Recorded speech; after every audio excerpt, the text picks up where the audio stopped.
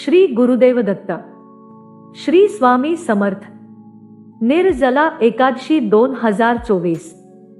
ज्येष्ठ शुक्ल पक्षातील निर्जला एकादशी तिथीला निर्जला एकादशी व्रत केले जाते. याला भीमसेनी एकादशी असेही म्हणतात. प्रत्येक महिन्यात 2 एकादशी असतात. एक कृष्ण पक्षात आणि दुसरा शुक्ल पक्षात येतो. प्रत्येक एकादशीला भगवान विष्णूची पूजा करण्याची परंपरा आहे.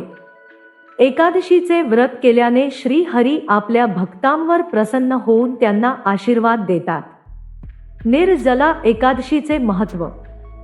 सर्व एकादशींमध्ये ज्येष्ठ शुक्ल पक्षातील या एकादशीला स्वतःचे महत्त्वाचे स्थान आहे. या एकादशीला पाणी न पिता उपवास करण्याचा नियम आहे.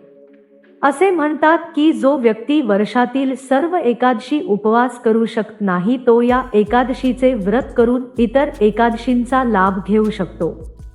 या एकादशीचे व्रत अत्यंत कठीण मानले जाते कारण त्यात अन्न किंवा पाणी सेवन करण्यास मनाई आहे.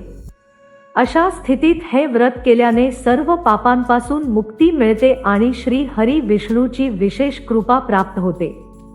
चला तर मग जाणून घेऊया ही निर्जला एकादशी कधी साजरी होईल आणि पूजेचा शुभ मुहूर्त कोणता असेल. श्री गुरुदेव दत्त. श्री स्वामी समर्थ.